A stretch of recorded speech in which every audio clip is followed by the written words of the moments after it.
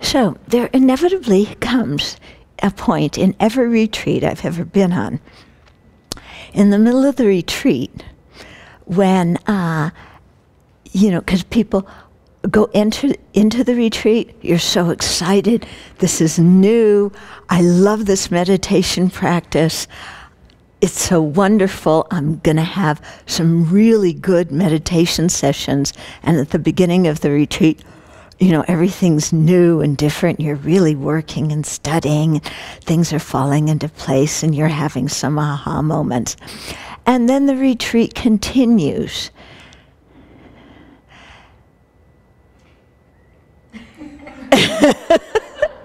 And then you get somewhere in the middle of the retreat, and you go, I still have my old mind with all my old junk.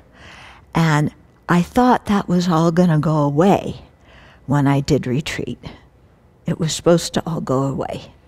This also happens when people ordain, they enter like, I'm going to put on these robes, and next week, my anger is going to be gone. And then, after a few months, it's like, it's still there. So you're in the middle of the retreat, and all you have is your own mind. Yeah. So your attachment, all the grudges you've been holding, all your jealousy and resentment for other people, all your self-pity, tons of anxiety, the mind spinning around with all sorts of plans of what you're going to do after retreat, and the mind's just, you're sitting there with your mind. And you thought you were going to be Manjushri by that time, or Yamantika by that time, and be blissful. And it hasn't happened. Yeah? And so then what do we do at that time? We want to distract ourselves, right? So what do you do in a silent retreat to distract yourself? You talk. You write notes.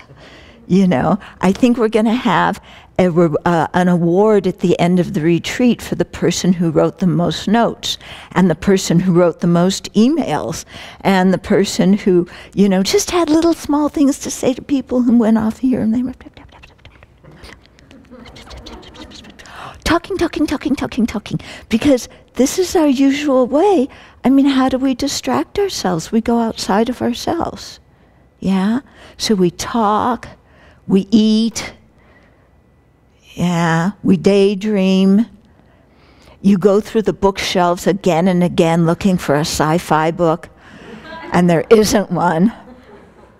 And you're sure you saw one, but there must be a novel somewhere. You hope that you can find a computer that nobody's looking on. Maybe you can go on the net and watch a, movie. Just like, get me out of this mind. Yeah, and so it happens always at the middle of the retreat. Yeah, and this is actually to be expected. Yeah, because these habits that we have been there since beginningless time. They're not going to disappear in 2 months of retreat. We're going to chip away at them for sure. And we are chipping away, and your mind is quieter now than it was before, which is why you can see the junk better. Okay? But don't have like great fantastic expectations. Rather, be like a child who's learning to walk. You just take one step and another step, and then you fall down, but you took your 2 steps, so you're proud of yourself. Then you get up again and you take 3 steps, and then you're proud of yourself again. So, don't think you're going to become an Olympic runner the first time you go from crawling and you stand up. Yeah? Just rejoice in what you can do. Accept yourself. Bring your energy inside. Make sure you get enough exercise. Take walks on a beautiful day like this. but let go of the expectations, okay?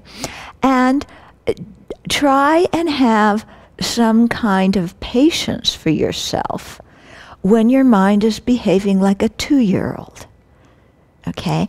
They call it the terrible twos, yeah? Because at around when a kid is 2 years old, the notions of I and mine become, they begin to get it, what I and mine mean. So 2-year-olds are always going, this is mine! It's mine! It's not yours, it's mine! And I want this! I don't like that! You know, so-and-so started it, I didn't. You know, get these things away from me, because if you don't, I'm going to have a temper tantrum. You know, and I want this, I want this, I want this. Your mommy, daddy, brother, sister, everybody should give me what I want. And if you don't, I'm going to sit in my room and cry and suck my thumb. And then when I come out, I'm going to have another temper tantrum. You know, and I'm going to disturb the whole family until you give me what I want. Right? Yeah? So that's kind of how our mind is. You know, it's still kind of at 2 years old. And it goes through all these dramas. Yeah? Do you have some nice dramas going on in your meditation sessions? Yeah? You know, it's like, I'm going to get off the seat and I'm going to go tell that person off. You know? And so then it's silence, so then you have to wait until the appropriate time, and then you grab them and go talk to them, and yeah. And then we get fed up with ourselves. Oh, you know, I'm a 2-year-old, I'm so bossy, I'm so terrible, I upset the whole family. I'm just the most awful child in the world. You know, and then we go back to yelling and screaming at everybody. You know, and then beating our breast in regret, and then sucking our thumb. And, you know, okay, so this is why there's a term in the teachings. They talk about the childish sentient beings. Yeah, because this is really the way we are sometimes. So, you know, rather than become the child when your mind is acting this way, okay, you have to be the adult, yeah, and deal with the child. Okay, so you have to deal with your own mind. Instead of letting the child go and disturb the whole family with all its rantings and ravings, you look and you say, okay, I know you're upset about this and that, and you want this and that, but you know you can't get everything you want.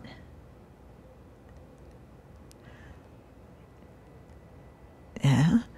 And one of the things you have to learn to be a grown-up is how to, bear the frustration of not getting what you want. So this is a good time to practice that.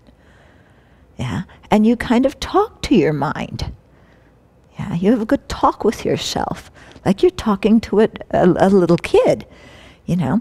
And it's like, you know, because little kids, they don't realize that their behavior affects other people. They're only thinking about themselves. That's all they can think about. I want this, I don't want that. They don't think, how is my screaming and crying and carrying on going to affect everybody else around me? They don't think that. They don't have the capacity to think beyond themselves. And sometimes as adults, we're similar. All we can think about is what we want. Yeah? And so we have to, when our mind gets like that, to notice that and, you know, be the adult to our own childish mind. Okay? Another thing that kids don't realize when, you know, they're acting out and behaving like this is that they're self-sabotaging. Yeah? Because, I mean, you've all been with kids who all they can do is scream and cry and carry on, and it's like, get me away. You know? You love them, but it's like, I don't want to be with them. So in that way, the kid's self-sabotaging, you know, because they really want to have good relationships with other people, but their behavior is pushing everybody else away. And so it is too when our self-centered mind takes over and all we can think about is I and mine and what the world owes me, then what we're doing is we're pushing other people away from us when what we really want is to be connected to other people. Yeah, so we have to see this dynamic and then explain it to that little child. Okay, yeah, you want to be close to people, right? You want to have friends. Don't throw sand at them. Yeah, when you throw sand, people don't like it. Yeah, and it's not going to make you happy in the end either, because they won't want to be with you. And so, you know, in the same way for us, as we want to practice the Bodhisattva path, you know, when our childish mind, our self-centered mind comes up, we're self-sabotaging ourselves. You know, our innermost, deepest spiritual aspirations, you know, if you look at the prayers we're reading, is, you know, I want to become everything for everybody and cherish other sentient beings more than myself. And that's my deepest heartfelt wish, and to attain full enlightenment so that I can really work for their benefit. And that's what I really want to do in my life. But when I let my 2-year-old mind run the show, I'm acting completely opposite to my own heartfelt bodhisattva aspiration. Yeah?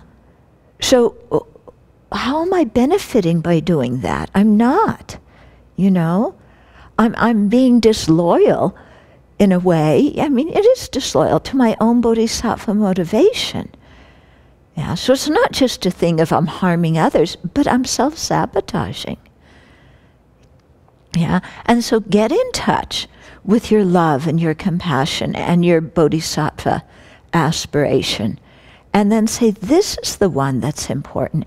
And this little childish mind, you know, that's screaming and saying, me, I, my. Say, yeah, that's there, you know.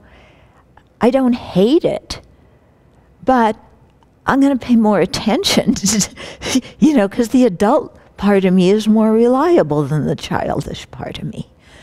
Yeah, so I got to nourish the adult part of me. And in that way, you know, the adult part of me can help the childish part of me to grow up. Yeah? And see that if I really want to attain my own goals, then, you know, I have to let go of this extraordinary self-centeredness. Okay? So, let's try that out. Yeah. And let's remember that we're trying to keep silence. There are things we need to discuss. There's logistical things that are happening in the retreat. And so some of us have to talk about those things. But all the other stuff, you know, like, hey, she gave this talk today. Were you listening? I think she was talking about you. Or she gave this talk today. She was talking about me, not anybody else. Yeah? And just, you know, kind of chill out. And it's like, you know, don't need to talk to anybody so much about all of this. I need to learn to work with my own mind. You know, of course, if I really get stuck, I ask for help. But right now, I'm really going to try and strengthen my own mental muscles. Yeah. It's like, you know, when you're learning to walk, you have to build up your muscles. If as soon as you stand up, you sit down and cry for mommy and daddy to pick you up and carry you, you're never going to build your muscles to be able to walk. So in the same way, we have to build our mental muscles, you know, and learn to help ourselves in this way. Okay?